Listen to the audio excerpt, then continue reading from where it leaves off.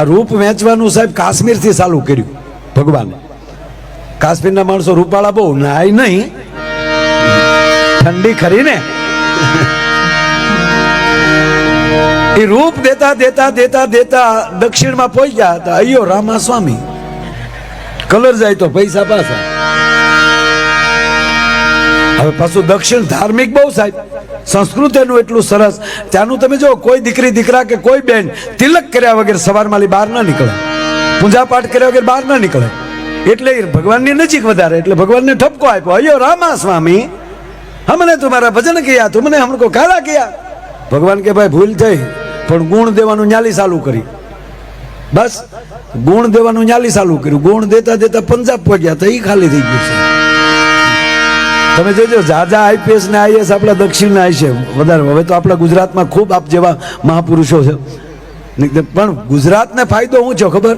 રૂપ દેતા દેતા વશમાં આવ્યું ને ગુણ દેતા દેતા વચ્ચે આવ્યું. રૂપ અને ગુણ બેનો ભંડારો હોય ને તે આપણી ગરવી ગુજરાત છે. પરણીને ઘેરે ગયો અને 15 દી થયેલા ગુગાને, અને 15મે દિવસે ફોન કર્યો એની સાસુને, હેલો મોમ. હવે તો સાસુ ને મમ્મી કહે છે બધા, આપણે કઈ વાંધો નથી પણ કહેવાય નહીં એમ, મમ્મી નો કહેવાય. હા, દીકરીના માવતરને અદ્ભુત સન્માન આપજો. શું કામ? એને કોઈ વ્યક્તિને તમારા ઘરે નથી મોકલી, પોતાનું કાળજું કાઢીને મોકલ્યું છે. ભલામાના દીકરી પાત્ર જુદું છે, એને આદર આપો, પણ કઈ મમ્મી નો કહેવાય. શબ્દ ભ્રમ છે. મમ્મી કહો તો ઘરે આવી શું થાય? બેન થાય. શબ્દની તાકાત છે. એટલે આ તો ઘૂઘુ બિચારો ફોન કર્યો, હાલો મમ્મી મો પાંભરી ગયો બીજો. તા તો સાસુ, Kumar please control, Kumar please control, પાણી પી લો કુમાર, સ્પષ્ટ નહીં બોલો તો મને ખબર કેમ પડશે તમે શું કહેવા માંગો છો? પ્લીઝ કુમાર મારા સમ છે. તા તો કુમાર પ્લીઝ કુમાર પ્લીઝ. કુમાર સ્વચ્છ થયા. બોલો કુમાર હવે હું છે કયો? મમ્મી હું 15 દિવસ પહેલા ત્યાં ભણવા આવ્યો કે નહીં, 15 દિવસ જ થયા ને. કા તમે મને કેટલા બધા અમને હાચવેલા, અમને ખબર નહોતી તમે એટલા બધા હું કામ હાચવો અમને.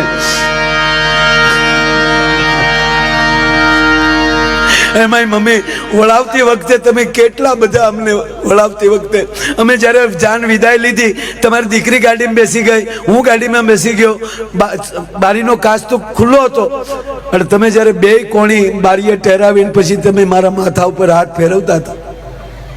ખરેખર મોમ મને એ નહોતી ખબર કે આ છે બોમ્બ.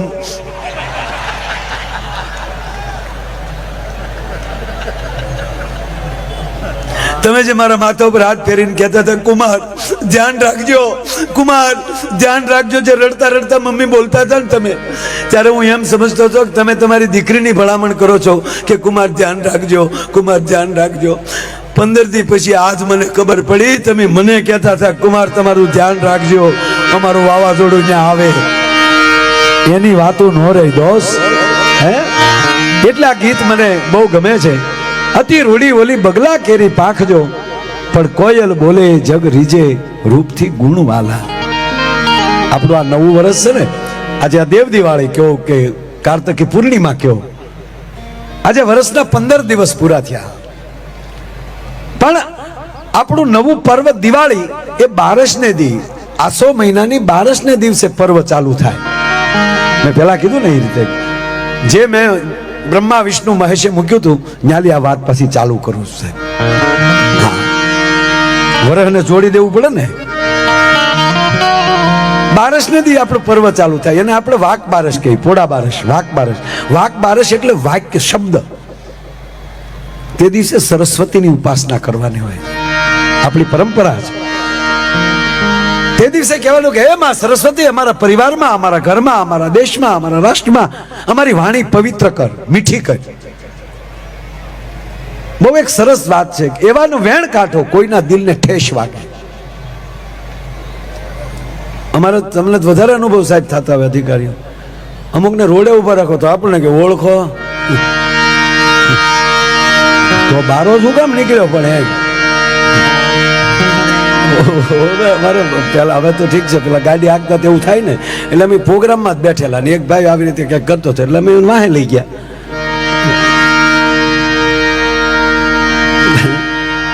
ભરતપુરી બરોબર ને, ખાપેટ ગામ યાદ છે ગામનું નામ. એટલે વાંચે ને અમે જે કેવું પછી તો ડાયો થઈને બેસી ગયો. મને એટલું જ પૂછ્યું, કોઈ ભાડ્યું નથી ને? નહીં, કોઈએ નહીં, આપણે બે સિવાય કોઈ. તો વાંધો નહીં, તો વાંધો નહીં. પછી મને કીધું કે મને ઓળખો? મેં નહીં, આપણે ઓળખાણ હાટું ભેગા નહોતા થયા. અમારે જે પ્રોગ્રામ દુહા ગાવાથી ગાઈ લીધા. પાછો બેઠો બેઠો કે દુહા ગાય પણ સંદ બહુ લાંબો પડ્યો. ખરેખર અમુક ભાણા જ ગજબો. પણ બારસને દિવસે માં સરસ્વતીની ઉપાસના, અને જેના ઘરમાં મીઠી વાણી થઈ જાય. કોયલ શું બોલે છે સાહેબ, આપણને શબ્દ એનો નથી સમજાતો, પણ મીઠું લાગે. હું બોલે એ ખબર નથી, બોલો હું બોલે એ ખબર નથી, છતાં મીઠું લાગે. આપણને શું ખબર, દેતી હોય આપણે બબે કટકા. આંબા હેઠે ખાટલો નાખીને હોઈ તો ન્યા કું કહેતી કે અહીંયા મર્યો, સમજાતું નથી છતાં મીઠું લાગે છે. શું કામ? એના કંઠમાં મીઠાશ છે. મોર શું બોલે છે સમજાતું નથી, પણ એનો ટોકો મીઠો લાગે. અરે ઘોડિયામાં ઘૂઘવાટા કરતું બાળક શું કહે છે. અને સાહેબ આપણી માવુની વાત તો જુઓ, માફ કરજો વચ્ચે વાત લઈ લો. જ્યાં સુધી બાળક બોલતા ન શીખે ત્યાં સુધીમાં રોણું એની માં ઓળખી જાય કે બાળક શું કામ રડે છે. રડવા મળે ને કે લાવો એનું પેટ ખાલી થયું લાગે, લાવો હવે એને નીંદર ચડી લાગે. માને ખબર પડી જાય કે આ બાળક શેના માટે રડે છે, તો આપણી માને ખબર પડી જાય કે આ બાળક શું કામ રડે છે. તો મંદિરમાં બેઠો એને ખબર ન પડી જાય કે આ શું કામ રડે છે. સાહેબ ના મોગલને ન ખબર પડી જાય, એના મંદિર પાસે બેહીને આંખમાંથી આંગળું નીકળે તો કે મારું બાળક શું કામ રડે છે. માં આશાપુરાને ન ખબર પડે એવું કહો તમે? તમારી આંખમાં જળજળિયું આવે ત્યાં ખબર પડી જાય. તો માને ખબર, મને હમણાં મને યાદ આવે એટલે કે માને ખબર પડી જાય, લાવો એને રમવું છે, લાવો એને સૂવું છે, લાવો એ ભૂખ્યું થયું છે. એક બાળકનું રોણું માં ઓળખી જાય છે, કારણ કે રોણાની મીઠાશ છે. એટલે બારસને દિવસે સરસ્વતીની ઉપાસના. તો જે ઘરમાં ભાષા મીઠી થઈ જાય એટલે ધનતેરસ આવ્યા વગર ન રહે. બીજે જ દી ધનતેરસ, બોલો. તે દિવસે મહાલક્ષ્મીની ઉપાસના, અને પછી એમાં જો લક્ષ્મી આવે એટલે થોડીક કાળી ચૌદશ આવે. સાહેબ બે ભાઈઓ હાવ નરાતાર હોય, લોટ બાંધે એવું ઘીરે કોઈ ન હોય, એક તાપ કરતો હોય બીજો ફૂકું મારતો હોય, એક જ ઝૂંપડું હોય, એક વીઘો જમીન નો હોય. હવે નોખા થવાની વાત આવે આમાં? નોખા થાય તો સુલો કોણ હતું કે? પણ કાંઈક થાય છે ત્યારે કાળી ચૌદશ આવે છે. તો કાળી ચૌદશને દિવસે મહાકાલીની ઉપાસના. જો આ ત્રણેય દેવીની પાસે ઉપાસના હોય, મહાકાલની ઉપાસના. તે દિવસે મહાકાલી માની પાસે પ્રાર્થના એટલી કરવાની કે હે માં, અમારા કુટુંબમાં કકળાટ કાઢ નાખ, અમને શક્તિ દે. આપણે અળસ કાઢવા જાય, ખબર ને ગામડાના માતાઓ, આપણે સિટીમાં ઘણા કોક જાય, હવે નથી જતા, નહીં તો ઓલું માટલું વગાડતા વગાડતા અળસ કાઢવા જતા, અને વળતા તાહળી વગાડતા આવે અને ગણગણતા જાય, ગઈ અળસ ને આવી લક્ષ્મી, ગઈ અળસ ને આવી લક્ષ્મી. એકવાર તો ગમેનું એવું, એક બેન અવડી મોટી માઇન્ડ લઈને નીકળ્યા. થોડું કરજો, મોટી માઇન્ડ હો. દેરાણી જેઠાણીએ ટેકા આપેલા અને સમૂહમાં ગાતા જાય, ગઈ અળસ ને આવી લક્ષ્મી. કોકે કીધું ક્યાં જાવ? ત્યાં અળસ કાઢવા. અંદર ડોકાણા હતા, હા હું બેઠા હતા. ઓહો, યાદ આવી એક રાજા, રાત્રિનો સમય છે, બે ત્રણ મહેમાનો છે, સરસ મજાનું નૃત્ય ચાલે છે, અને નૃત્ય કરનાર દીકરી નૃત્ય કરતા કરતા રાજા સામું જોયું. રાજા અતિ કદરૂપા હતા. એ કદરૂપા રાજા સામું જોઈને સહેજ નૃત્યાંગનાએ સહેજ એનું મોઢું મરકાવી લીધું, હસાઈ ગયું. ઓહો, આવડા મોટા રાજાને કહેવાય. પણ હાસ્યમાં મર્મ હતો. હસતા હસાઈ ગયું, પણ અંદર ધાસકો પડી ગયો કે ઓહો, મહારાજાને સામે મારે હસાણું. હું એક નૃત્યાંગના, આજ મારી ખેર નથી.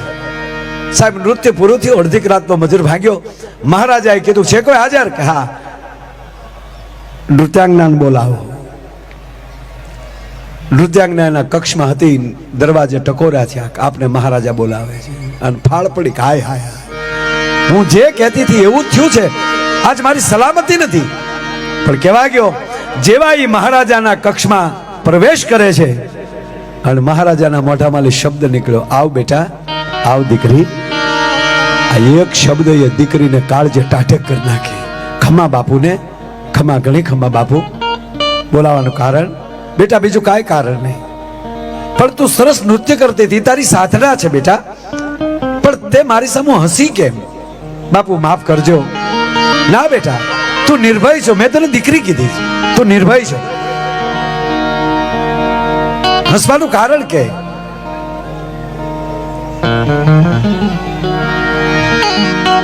એ દીકરા બેહી જા ભાઈ, બેહી જા, એમાં બેહી જા, શાંતિથી બેહી જા ભાઈ. અમે તારી જવડા એક દી હતા, પણ હા આમ ન કરતા. હા, મૂળ વાત ધ્યાન આપજો. જ્યાં વાતના પ્રાણ આવ્યા,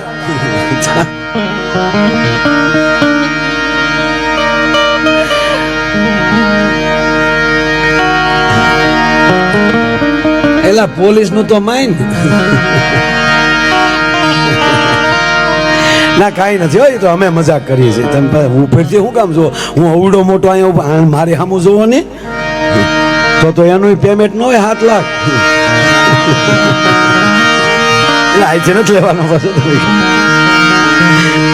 અને આપણે નક્કી જે વસ્તુ ના પાડો ને એ સમાજ કરે. બોલો, કાલ ઓલી બાજુ હિરણના પુલ ની ઓલી બાજુ આપણો જૂનો પુલ છે ને, ત્યાં બોર્ડ મારી આવજો કે આ પુલ નીચે કોઈ જોવું નહીં. કોડીનાર સુધીના જોવા આવશે. 100 કિલોમીટર ક્યાંય લ્યો. હા, મોડી વાત કહું સાહેબ,